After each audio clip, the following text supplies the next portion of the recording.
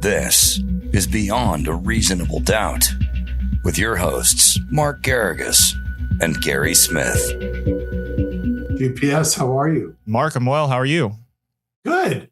Rumor has it you were actually in court on Friday on the West Coast, yeah? Yes, I was. I spent most of the afternoon in court, and it was very interesting to watch. Yeah, something, people generally, it's a very rare thing that you were attending. In a criminal case, they don't do depositions normally and don't do anything outside of prior to trial with witnesses except motions to suppress or preliminary hearings, things like that. In rare cases, you can do what's called a conditional examination, and that's what you watch where a witness is not available during trial, so you can videotape.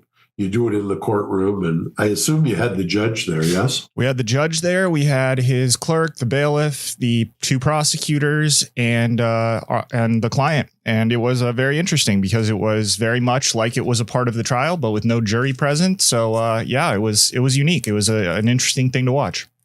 Well, we'll talk about it next week after a full week of trial. We're going to lead off with, I think, a clip that I just got a kick out of from the trial that we talk about or have talked about many times. The Young Thug trial is the trial that will never end. You want to set this up? Yes. So this is a gentleman who is who's testifying in the Young Thug case, and Sorry, I'm having a system issue there. This is a gentleman who's testifying in the Young Thug case. He is an alleged friend of Young Thug. And I believe at one point in his testimony, he claims to not recognize anyone in the courtroom, but then eventually goes on to confirm that he has known Young Thug, whose real name is Jeffrey, for about 15 years. And he is having a tense exchange with a prosecutor who is attempting to question him. And this is the clip in question. Know who Detective Gaither is? Yes. How do you know who Detective Gaither is? Have you met her before? The Meek Young Goddess and auntie were fucking her. Excuse me, Judge. But they had a relationship. Actually, I asked that be struck from the record. You say how I know? Have you ever witnessed any of that? Yeah, he told me. You were in the room? He told me. Okay, Your Honor, I'd ask that just hearsay be stricken from the record. It's stricken. So, for those who couldn't hear, do you want to be the human court reporter? Yeah. So basically, she asks, how did you come to know this person? And he replies that someone else that he knows was having a sexual relationship with her, but he does not actually use the F word. Yeah. And then caught himself and said, "Excuse me, Judge. Sorry." Yeah. And the prosecutor, who is a little aggressive, then says, "How do you know? You in the room? It's hearsay." Yeah. This guy's testimony has been fantastic. There was another clip where she's questioning him about whether or not his father lied when he said that he didn't know where the gentleman on the stand was, and they had a tense back and forth where he insinuated that she, had some sort of knowledge of his father. It's been a tense exchange with the prosecutor and this particular witness. He's something. This prosecutor is something. I'll tell you, this case is something. Yeah, I believe that this is already past the date to become the longest case in the history of the state of Georgia. Isn't that wild? It is. And there doesn't appear to be an end in sight. Just is unbelievable. I can't, I don't even know where to begin on this. Next up, I think what, because it's been a whirlwind, is Diddy, and being held here in New York on no bail. He's had 2 bail hearings. Full disclosure, I've represented him in the past, both for case most recently, I think, although I'm not sure. Satara has a better memory on this. But Teny is also, my daughter is on the defense team.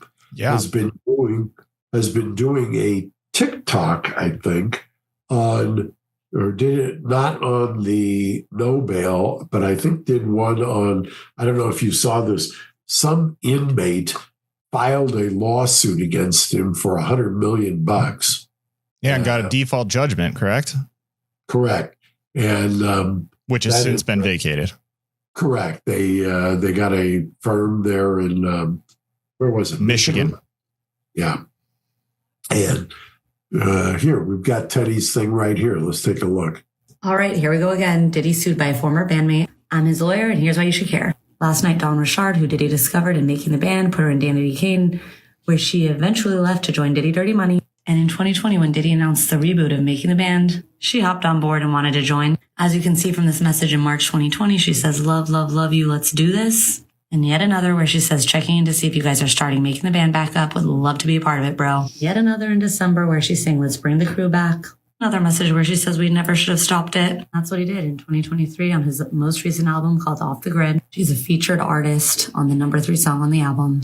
And all this makes sense if you watch her other statements about Diddy over the years, including this one clip from Hot 97 back in the day. And I don't have no bad stories. That was only support. So if you do good by other people, they'll do good by you. Now pause for Combs' civil attorney's statement that she made today, which states that Richard has now manufactured a series of false claims, all in the hopes of trying to get a payday. So for anyone who's just listening, first of all, do yourself a favor and go subscribe on YouTube, youtube.com/Reasonable Doubt Podcast. But what you were just listening to is Mark's daughter, Teny, who is one of the lawyers representing Diddy, doing the very popular TikTok style green screen thing where she's putting up court filings and text messages and articles, and at one point there a clip of a TV show or podcast that was video based. So she's kind of floating on the screen, by the way, with Nessa, no less. Exactly. So she's kind of floating on the screen there, giving her narration and using a bunch of visual aids. It's very effective, and that TikTok went very viral based on my limited understanding of it. Yeah, as somebody was telling me today, the TikTok algorithms really work well. The person who was telling me about it was searching for some things and then ended up getting videos that were designed, but not in a way that he really wanted them. And I found that to be somewhat humorous.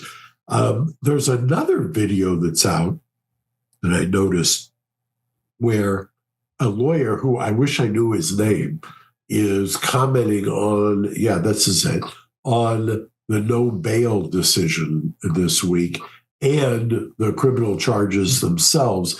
This has also gone viral, Gary. I think I looked at one point, it was 6 million, now it's 7.5 million views. Yeah, and still counting. Every time you refresh, it goes up a few thousand. Let's check it out. I'm going to tell you the craziest thing about Diddy being locked up right now, facing mandatory minimums, the possibility of life in federal prison. Go read the transcript from the bond hearing and listen to what the defense says they believe is the start of the feds looking into P. Diddy. The defense says, my read of it, many months ago, a woman approaches Diddy and says, hey, this is through lawyers. We're going to be releasing a tell-all book about this woman's experience with Diddy over all the years. And it's going to make you look like a monster. And if you don't want that book to get out there, you can buy the exclusive rights to it for $30 million. Catch and kill this book. Diddy's team says no. Woman comes back with a lawyer. We're going to file a civil lawsuit against you because it's not just stuff that makes for good print. These are civil claims that we can bring and we can win millions of dollars. Diddy's team says, okay, bring the lawsuit. They bring the lawsuit, and within like hours, it's settled for, surprise, surprise, $30 million. After those things happened, a line of people came with stories to get their check too. Hey, if she got 30 mil, what can I get off this guy? I was there. I saw this. I heard that. And that then led to a federal investigation. See, people think, oh, somebody's out to get him. He pissed off the wrong person. It's the alcohol company that, nah. You guys got to understand that there's prosecutors out there who want big, sexy cases. They don't fall out of the sky every day. The chance to go after somebody like P. Diddy and put him away for life is like the greatest case you could ever find if you're a prosecutor. And so when a public filing gets released and you read it and you go, wait a second, that law firm is mad thorough. Wait a second, he settled it for $30 million. Wait a second. If all of this is true, then I could probably get some subpoenas. I could probably collect some evidence. I could probably build a case. They start doing it. They raid. A couple months later, they indict. It is very possible that had P. Diddy immediately caught and killed the story by paying the $30 million that he paid eventually anyway, that story never gets public. Nobody ever comes forward, and nobody in the federal government ever bothers to look for the baby oil.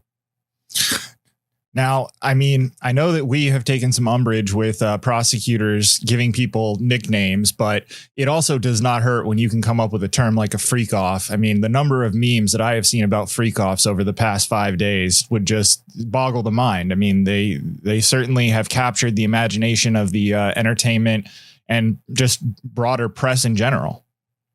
Boy, you're not kidding. I mean, between that and then the one that I was talking about, Ketamine Queen, and it's a brave new era we have entered, and it's fascinating to me. You've heard me over the years talk about Shepard versus Maxwell, the U.S. Supreme Court case, and there's also the other case I've talked about, Gentile versus Nevada, I believe, which was the criminal defense lawyer who the State Bar of Nevada came after because he had given a press conference.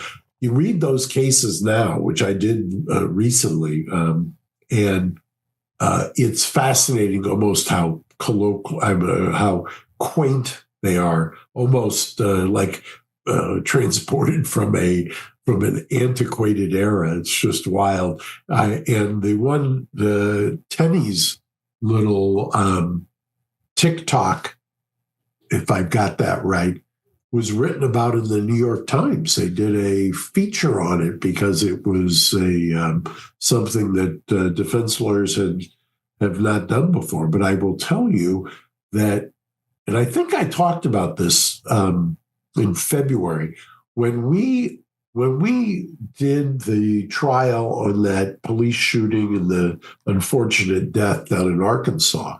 And it was on the front page of the Democratic Gazette. Yep.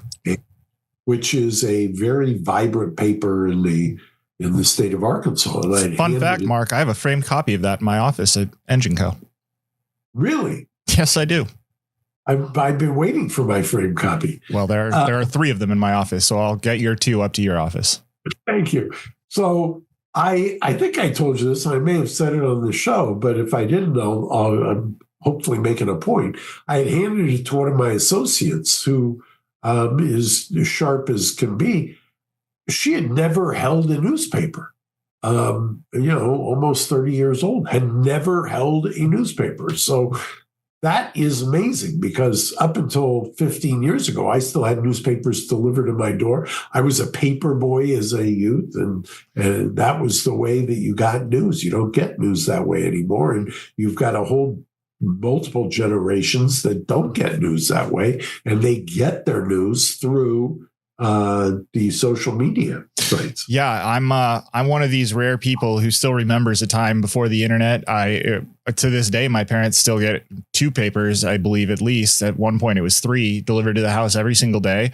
And that was what I would do every morning, was wake up and I'd eat my breakfast with my father, and he'd read the paper and I'd read usually the sports section because at that young of an age, that was all I was really interested in. But yeah, the paper was definitely the main source of news in this country for quite a while. And it is just definitely not these days. It's something. It really is. It's fascinating to watch and see it happen, and the kind of the evolving the pace of legacy media. That could be a whole other show. Anyway, next week, Gary, we'll have the next installment and maybe a little video clips as well. That sounds good to me, Mark. Thank you so much for making some time, and safe travels as you return home. Wait, merch or no merch? We've not seen any merch yet. Okay. I'm sure. I'm sure it is coming soon. The comment of the week you dubbed is, I think you're trying to make up for some of the ones you've picked in past weeks. But are you saying this is a makeup comment of the week? I'm saying it's suspect that you picked one that's positive about me. It's from Surgical Capscom, and it said Gary is the best of Orange County. I don't know about that, but I appreciate the very sweet comment. And when the merch comes in, we will be sure to get some out to you.